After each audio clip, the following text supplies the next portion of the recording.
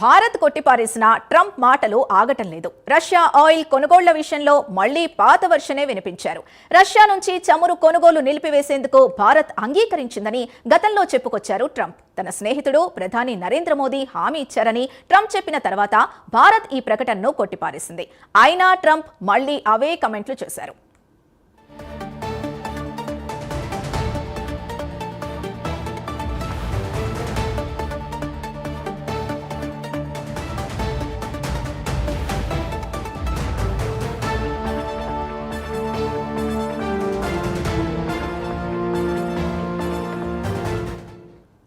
Russia నుంచి చమురు కొనుగోలును అతి త్వరలోనే భారత్ నిలిపివేయబోతోందని ట్రంప్ అన్నారు. దాని ఫలితంగా రష్యా యుద్ధం ఆపేయాలనే ఒత్తిడి పెరగబోతోందని చెప్పారు.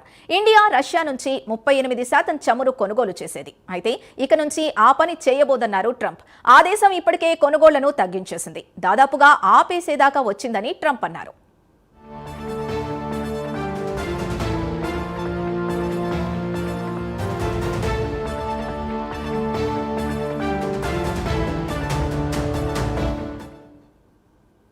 అంతకుముందు రష్యా చమురు కొనుగోలు నిలిపివేతపై భారత్ ప్రధాని తనకు స్పష్టమైన హామీ ఇచ్చారని ట్రంప్ ప్రకటించారు. తమ మధ్య ఫోన్ సంభాషణ జరిగిందని కూడా ప్రకటించారు. దీంతో ఇక్కడి ప్రతిపక్షాలు కేంద్రంపై విరుచుకుపడ్డాయి. ట్రంప్కు మోదీ భయపడుతున్నారంటూ కాంగ్రెస్ అగ్రనేత రాహుల్ గాంధీ విమర్శలు గుప్పించారు. అయితే భారత్ తమ పౌరుల ప్రయోజనాలకు అనుగుణంగానే నడుచుకుంటుందని భారత విదేశాంగ మంత్రిత్వ శాఖ ఒక ప్రకటన విడుదల చేసింది.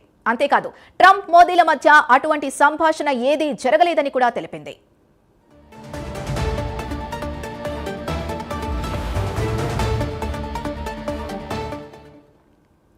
వైట్ హౌస్ లో జెలెన్స్కీతో సమావేశంలో ట్రంప్ భారత్ ప్రస్తావన తెచ్చారు. భారత్ రష్యా నుంచి భారీగా చమురు కొనుగోలు చేస్తోందని, ఇది రష్యాకు ఆర్థికంగా మద్దతిస్తోందనేది ట్రంప్ చాలా కాలంగా చేస్తున్న వాదన. యుక్రెయిన్పై యుద్ధంలో రష్యాకు పరోక్షంగా భారత్ సహకరిస్తోందని ట్రంప్ విమర్శిస్తున్నాడు. ఈ అంశంపైనే భారత్ మీద రెసిప్రోకల్ టారిఫ్ 25%కి మరో 25% కలిపి 50% చేశాడు. మరోపక్క అమెరికా రష్యా మధ్య ట్రేడ్ డీల్ పై చర్చలు కూడా నడుస్తున్నాయి. ఈ టైంలో భారత్ తోసిపుచ్చిన తర్వాత కూడా ట్రంప్ మళ్లీ అవే కమెంట్లు చేయడం ఆసక్తికరంగా మారింది.